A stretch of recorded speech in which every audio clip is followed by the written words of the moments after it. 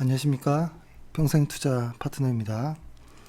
오늘은 6월 15일 화요일입니다. 어제 제가 그 한 2시 요 언저리에 그 자녀 백신을 신청했거든요. 그 카카오톡이랑 네이버 둘 다 신청이 났는데 네이버를 통해서 자녀 백신 알람이 이렇게 울려서 울리더라고요. 그래서 몇 번 눌러봤더니 뭐 잘 안 되더라고요.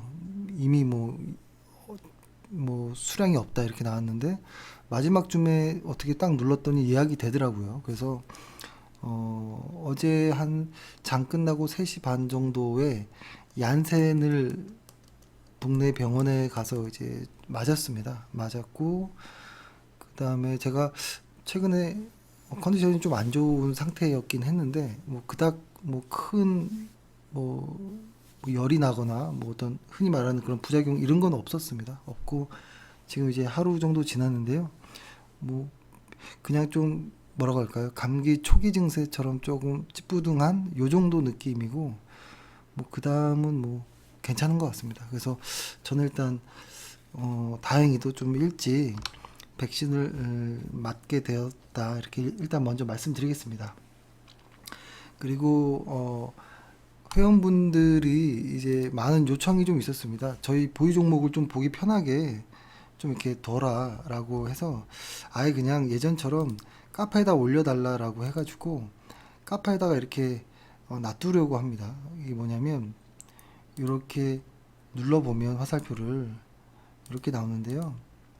이게 뭐냐면 저희 보유 종목인데 이렇게 되는 거죠. 이 위쪽 거는 75% 이익 실현한 거. 그러니까 뭐 추가 매수는 뭐 어쩔지 모르겠지만 일단 올라가면서 이익을 실현하고 있는. 그리고 얘네들은 50% 정도 이익을 실현한 애들이고 요쪽 요 아래에 있는 애들은 여전히 비중을 확대하는 애들입니다. 근데 이제 사실 저희가 비중을 확대하는 애들일지라 하더라도 수익이 나기 전에 매도할 수도 있는 거죠. 만약에 실적이 어떤 뭐 저희가 보는데 착오가 있다거나 뭔가 어떤 다른 어떤 이슈가 있다거나 혹은 최근에는 보면은 이제 더 강한 종목을 사기 위해서 최근에 클래식스로 이제 종목 교체를 했던 것처럼 클래식스로 교체했던 것처럼 좀 약한 거를 빼고 좋은 종목으로 갈아낄 수도 있고 뭐 그래서 이런 식으로 좀 아예 냅두려고 좀 합니다. 그러면 저희가 현재 보유하고 있는 종목들을 좀 편하게 확인하실 수 있을 것 같고 근데 사실 뭐 저희가 뭐 정답이 아니잖아요. 저희도 주식을 계속 공부하고 있고 잘하려고 매일 노력하고 있는 이런 입장이기 때문에 그냥 저희의 이가 그냥 평생 주식하는 사람들이 어떻게 주식하나 좀 이렇게 공유하는 차원으로 좀 보시면 좋을 것 같고요. 뭐 그 정도네요. 그 다음에 요 위는 그거죠. 우리 매매일지 실제로 언제 어떤 종목을 어떻게 매매하는지 뭐 이런 것들을 최근엔 요렇게 세 종목들 이렇게 매수했던 거 다 아시죠? 텔레그램에 요거는 똑같이 올라갑니다. 텔레그램에 올라가고 그 다음에 주식 노트에는 뭐 시장 이야기라든지 뭐 간략한 뭐 시황이라든지 뭐 이런 것도 될 수 있고 뭐 실수했던 것에 대한 어떤 반성들도 있을 수 있고 뭐 여러 가지를 올려놓을 것 같고 그 다음에 요 위에는 뭐 간단한 거죠. 시황 그냥 뭐 중요한 뉴스가 있다면 올려보는 것. 그 다음에 우리가 보유 종목 아닌 또 째려보고 있는 종목들의 어떤 리포트나 어떤 실적들에 대한 이야기. 그 다음에 여기 사는 이야기하고 공유라고 되어 있는 것은 같이 좀 공유하고 싶은 뭐 이런 내용들이겠죠. 그래서 이렇게 일단은 좀 하려고 합니다. 그래서 아마 저희가 어떤 종목 어떻게 갖고 있는지 좀 궁금해하셨던 분들이 에게 좀 도움이 됐으면 좋겠고 예전처럼 여기 가로치고 종목 옆에 가로치고 목표 주가를 좀 적을까 이런 생각도 하는데요. 사실 목표 주가를 이렇게 정한다라는 것 자체가 사실 말이 안 되는 소리이기도 해요. 그냥 그 어떤 종목의 가격을 어떻게 알고서 이렇게 탁, 그죠? 그래서 사실 이거는 실적 따라 변할 수 있는 거긴 해서 아예 대놓고 적을지 아니면 그냥 글에다가 써 넣을지 이런 거는 좀 고민해 보겠습니다. 이렇게 하고 그 다음에 이제 또 저도 이제 회원분들이랑 통화를 하다 보면 이런 이야기도 좋습니다. 그 주식을 하는데 사실 회원분들이 전업 투자자인 분들도 계시지만 전업 투자자가 아닌 분들도 있거든요. 그러다 보면 가장 중요한 거는 이거죠. 주식 투자가 있을 거고 그 다음에 하나는 그 실제로의 어떤 뭐 소득이 있을 거잖아요. 그러니까 뭐 급여라든지 어떤 뭐 사업이라든지 어떤 소득이 있을 텐데 이 안에서 뭐 일정 비율을 뭐 투자를 하는 거잖아요. 근데 보면 이 주식 투자를 열심히 하는데 막상 내 소득에 대한 그러니까 내가 버는 것에 대한 것은 고민하지만 쓰는 것에 대한 통제는 안 이루어지는 경우들이 많더라고요. 그래서 뭐 오늘은 주식과 조금 뭐 다른 이야기일 수 있는데 제가 저희 회원 아니 저희 그 직원분들이 처음에 회사에 오면 항상 먼저 어 이거 먼저 설명을 해드려요. 이건 저도 오랫동안 이렇게 하고 있기 때문에 이걸 먼저 소개시켜 드리는데 이게 뭐냐면 흔히 말하는 뭐 통장 나누기 뭐 이런 거죠. 근데 저는 이것이 상당히 중요하다라는 생각이어서 뭐 이렇게 합니다. 일단 저 같은 경우에는 가장 크게 통장을 4개로 나눕니다. 통장 하나, 통장 둘, 이렇게 선을 긋고, 그 다음 통장 셋, 통장 넷, 통장 1번, 2번, 3번, 4번, 크게는 이렇게 통장을 나누는데요. 이 1번 통장은 급여 통장입니다. 급여 통장이고, 이 2번 통장은 CMA 통장이고요. 이 3번 통장은 월 고정 지출하는 것. 그 다음에 4번 통장은 연 고정 지출되는 것들. 이렇게 일단 나눠서 저희는 쓰고 있습니다. 근데 이거를 조금만 더 자세하게 이야기하자면 이건 뭐냐면 일단은 가장 첫 번째 중요한 거는 이 위에 1, 2번 통장과 밑에 3, 4번 통장은 완전 다른 거예요. 1, 2번 통장은 모아지는 통장인 거고 3, 4번 통장은 써서 없어지는 다시는 돌아오지 않을 이런 것들로 이렇게 나누거든요. 그래서 보통 급여 통장에 저를 이제 예를 들어 보면 저의 급여, 와이프의 급여를 이 한 곳의 통장에 놓습니다. 놓고 그 다음에 여기에서 이 급여 통장에서 가장 중요한 것을 이제 여기서부터 이제 CMA 통장이든 뭐 월고정이든 이쪽으로 다 이제 이체를 시키거든요. 그러니까 흔히 한번 설명해 보면 월고정 통장 같은 경우는 뭐 다 알죠. 저희 입장에서 보면은 있는 그대로 한번 적어 볼게요. 월고정 통장에는 저희 같은 경우에는 예를 들어서 첫 번째로 뭐 관리비가 있을 것이고 아파트 관리비가 있고 그 다음에 가스비가 있고 요렇게 해가지고 한 25만 원 정도가 나가요. 그 다음에 저희 통신비, 그 다음에 보험 둘 다 이제 실비보험, 통신비, 뭐 인터넷비 뭐 이런 것들 다 해서 한 25만 원 정도가 나가고 그 다음에 월고정 여기에서 이제 뭐가 빠지냐면 부모님 용돈 양가 부모님 용돈이 나가고 그 다음에 양가 부모님 뭐라고 할까요 개 그러니까 형제들이 있으니까 형제들끼리 계속 이제 돈을 모아놓는 거죠. 그런 것들이 이제 쭉 나갑니다. 근데 사실 이거를 월고정이라고 이렇게 해놓긴 하지만 저희에게는 가장 1순위인 거예요. 저희 소득에서 사실 뭐 객관적으로 아주 솔직하게 말하면 저희 부모님이든 뭐 와이프의 부모님이든 저희보다 사실 더 부자긴 하지만 그냥 드리는 겁니다. 그리고 저희가 그 하나 이야기, 저 같은 경우에는 저는 부모님 얼굴만 보면 무조건 용돈 드리자가 원칙이에요. 근데 그걸 손으로 드리는 게 아니라 무조건 보면 주변에다 용돈 드리고 그냥 오는 거예요. 그러니까 저 같은 경우에는 뭐 어머니 그 화장대에다가 이렇게 놔두고 그냥 나오죠. 이런 것들이 이제 월고정 통장에서 보통 빠지고, 그 다음에 연고정 같은 경우에는 뭐 월고정이라고 하면 그런 거죠. 1년에 아니 매월 꼬박꼬박 나가는 것들. 그 다음에 연고정이라고 해보면 매월은 아니지만 1년에 규칙적으로 나가는 것들, 뭐 자동차 보험이라든지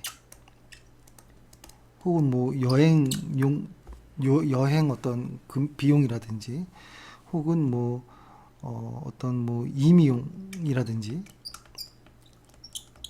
뭐 매월 머리 자르지는 않잖아요. 그죠? 그리고 뭐 옷을 뭐 산다든지 뭐 이런 것들을 1년 거를 토탈을 내서 1년 걸 토탈 내고 나누기 12달에서 매월 그 금액을 저축하는 겁니다. 여기다가 놓는 거예요. 여기다가 급여 통장에서 이체를 하는 거죠. 그러니까 이렇게 해볼게요. 예를 들어서 매월 나가는 비용이 만약에 뭐 100만 원이라고 하고, 그 다음에 연고정이지만 매월 나누기 해봤더니 뭐 한 달에 한 30 정도면 되겠다, 뭐 이렇게 해놨다라고 해보면, 만약에 둘 다 만약에 뭐 200만 원씩 번다, 예를 들어서 해볼게요. 그럼 한 400이 벌어지는 거잖아요. 그러면 여기다가 100만 원, 30만 원 넣고 나머지는 다 일로 넣는 거예요. CMA. 근데 여기서 하나는 체크카드 2개가 있어요. 저희는 신용카드는 쓰진 않고 체크카드 쓰는데, 용돈 통장입니다. 용돈 체크카드. 그러니까 저 와이프 같은 경우에는 25만 원의 용돈을 쓰고요, 한 달에. 저 같은 경우에는 용돈이 없어요. 저는 용돈을 쓰진 않거든요. 뭐 저랑 와이프랑 꼭 용돈이 같을 이유는 없거든요. 필요한 만큼 이제 쓰는 겁니다. 근데 와이프는 한 25, 저는 용돈이 거의 없고, 뭐 필요할 때 그때 이야기하긴 하는데 뭐 그렇습니다. 그래서 이 용돈 카드에 들어가는 이 금액은 뭐 서로 이야기하지 않는 것, 이런 것이죠. 아, 그리고 여기 뭐 그것도 있습니다. 식대도 저희는 한 달에 25만 원 정도, 20만 원이에요. 20만 원 정도 이렇게 쓰고 뭐 이렇게 하는 거죠. 일단 이렇게 나눠 놓는 겁니다. 이 위에 거는 잠시 후에 설명드리면, 그러면 만약에 여기에 100만 원, 30만 원을 이렇게 썼다, 이렇게 모았는데 뭐 식대를 20만 원 쓸 것을 25만 원 써버리면 5만 원이 비잖아요. 그럴 때는 이 CMA에서 돈을 가져오는 게 아니고 이 연고정에서 돈을 가져오는 거예요. 5만 원을. 그럼 여기가 25만 원이 되고 여기 5만 원이 일로 들어올 거잖아요. 그렇죠? 이 말은 뭐냐면 옷 살 거를 줄여야 된다거나 혹은 여행 갈 거를 금액이 좀 줄어든다거나 이런 식이 되는 거겠죠. 그러니까 이 아래에서 돈이 왔다 갔다 하는 거는 여기밖에 없어요. 여기. 근데 만약에 100만 원 쓰기로 했는데 식대를 들 써서 한 10만 원 남았다. 그러면 이거를 CMA에 넣는 게 아니고 저희는 이것을 연고정에 넣습니다. 그렇게 되면 예를 들어서 뭐 여행을 갔을 때 뭐 편의점 밥을 먹을 거를 뭐 좀 좋은 식당 가서 먹는다든지 이렇게 금액이 늘 수 있는 거겠죠. 그래서 아무튼 요 아래 것은 써서 없어지는 것으로 두고, 그래서 이쪽에 거는 금액을 최대한 줄이려고 하는 겁니다. 최대한 줄이려고 하고, 그리고 이제 남는 돈은 이 CMA 넣잖아요. 이 CMA에서 여기에서 이제 나눠지는 거예요. 뭐 연금저축펀드도 들어가고 주식 투자, 뭐 이 주식 투자하는 채권이라든지 이런 거 같이 넣어놓고, 그 다음에 이 안에서 만약에 뭐 부동산이든 뭐 땅이든 이런 어떤 상가든 무언가를 투자할 때 이렇게 여기서 이제 나가긴 합니다. 보통 다. 근데 보통 저희는 CMA에 돈이 하나도 없이 다 투자 자산으로 나눠요. 저희는 보통. 그러니까 이렇게 되는 거죠. 이 월급 통장에 돈이 이렇게 들어오면 여기서 순간적으로 다 계좌이체가 돼요. 연고정 3번 통장, 4번 통장으로 돈이 다 빠져버리고, 그 다음에 나머지를 CMA 이렇게 되는데, 그 다음에 여기서는 CMA는 들어오자마자 다 투자하는 그 계좌로 다 이렇게 빠집니다. 그래서 보통 저희는 한 달에 요 체크카드 하나로만 살아요, 보통. 근데 보통 이제 뭐 신용카드를 안 쓴다거나 뭐 집에 현금이 없다거나 이러면은 큰일 나는 일이 뭔가 있을 수도 있지 않느냐라고 생각하는데, 저희가 원래 처음에는 이 CMA에 저희가 한 달에 반드시 필요한 금액, 만약에 뭐 150이라고 해보면 곱하기 한 6개월 정도의 현금을 CMA에 항상 뒀었거든요. 두고 나머지를 이제 투자 자산으로 다 뺐었는데, 사실 이것도 필요가 없더라고요. 이것도 필요가 없더라고요. 그래서 뭐 아무튼 이렇게 씁니다. 이거의 장점은 한번 급여에서 돈이 들어오고 나서 사라지는 것들, 그 다음에 모아지는 것들, 이렇게 확 나눠질 수 있다라는 것이고, 여기를 경계를 탁 거버렸기 때문에 여기는 완전히 분리해 놔야 돼요. 그러니까 여기서 3번 통장이 모질라면 4번 통장에서 돈을 땡겨오든, 혹은 4번 통장 돈이 모질라면 3번 통장 돈을 아껴서 4번으로 넣든, 하여튼 이 안에서 지지고 볶는 거예요. 그렇게 되면 소득에서 반드시 돈이 남고 저축할 수 있는 여력이 생기거든요. 그래서 저희는 일단 이렇게 하고, 저희 직원들도 이렇게 이야기를 드리고 뭐 그렇습니다. 근데 이게 사실 젊은 분들에게도 꽤 도움이 되겠지만, 저는 연세가 있으신 분들도 이렇게 좀 해놓으면 편할 것 같아요. 연세가 있으시면 이 체크카드에 금액만 조금 더 이제 변경되는 것이고, 이 투자 자산들도 어차피 그릇은 똑같습니다. 그러니까 뭐 10억인 자산이나 뭐 1,000만 원 자산가 1,000만 원의 재산이 있는 분들이나 형태는 똑같고 그릇 사이즈만 다른 거죠. 일단 저희는 뭐 이렇게 한다, 이렇게 말씀드립니다. 이게 사실 왜 이런 이야기를 드리냐면, 뭐 예를 들어서 한 1억으로 한 2천만 원 정도 1년에, 사실 어렵죠, 20%도 1년에 한 1,000만 원을 수익 내기가 사실 어려워요. 1억으로 주식 투자해도. 근데 이걸 만약에 월로 따지면 뭐 한 100만 원 좀 안 되는 돈일 거잖아요. 근데 매월 차라리 아껴서 100만 원을 모으는 게 더 빠를 수도 있다라는 거예요. 그러니까 안에서 새는 어떤 그 바가지를 메꾸지 않으면 돈이 안 모입니다. 그리고 나중에 주식 투자로 돈이 모여도 그 돈이 다 어디로 갔는지 몰라요, 보통. 그래서 돈이 잘 모아지는 어떤 그 구조를 만든 다음에 투자를 하는 게 가장 좋다라고 보고, 저는 가장 첫 번째가 주거 안정과 연금입니다. 그 다음이 나머지가 이제 위험 자산에 투자하는 주식 투자거든요. 그래서 저희도 뭐 처음부터 연금과 집에 대한 어떤 것이 딱 마무리가 되지 않고 주식 투자를 좀 위험하게 하는 것은 조금 심적으로 쉽지 않은 일 같아요. 그러니까 만약에 내가 60세 혹은 65세 정도에 은퇴할 때 얼마 정도가 매월 얼마씩 써야겠다라고 마음을 먹었으면 그거를 먼저 모아야죠. 개인연금저축펀드, 증권사에서 만드는 개인연금저축 만들고, 그 다음에 전세자금으로 주식하면 안 되겠죠. 집을 먼저 뭐 대출이 끼더라도 집을 먼저 사고, 이런 것들에 대한 해결 다음에 주식 투자를 만약 결혼한 분들이라면 가족과 상의해서 같이 하는 것, 그리고 혼자 사는 분들이라면 부모님 혹은 형제들, 가까운 친구들과 상의하면서 뭐 좀 올바르게 하는 것, 이런 것들이 어떨까라는 생각을 해서 저희 직원들에게도 항상 먼저 말씀드리고 뭐 그럽니다. 이런 것들이 이게 딱 갖춰지면 사실 돈이 허투루 나가는 게 많지 않아요. 딱 급여에서 들어오면 아주 소수의 돈만 생활비 월고정으로 이렇게 쓰여지고 나머지는 다 저축됩니다. 그리고 한 번 저축된 거는 웬만하면 빼지 않아요. 큰 어떤 무슨 일이 있더라도 웬만하면 저희는 건들지 않거든요. 그냥 지네들이 알아서 뭐 풀어나겠지 뭐 이렇게 냅둡니다. 뭐 이런 것들을 예전에 한번 말씀드렸는지 기억이 안 나는데 한번 뭐 좀 도움이 된다면 한번 참고해 보시고 만약에 좀 궁금한 내용은 뭐 연락 주십시오. 연락 주시면 좋을 것 같습니다. 예, 일단 오늘은 조금 크게 의미가 없는 내용일 수도 있는데 이런 이야기로 그래도 한번 어차피 돈을 벌기 위해서 주식 투자하는 거니까 돈이 잘 모아질 수 있게 통장을 미리 좀 나눠서 활용해보자 이런 의미로 방송을 하겠습니다. 아무튼 오늘 고생 많으셨습니다. 감사합니다.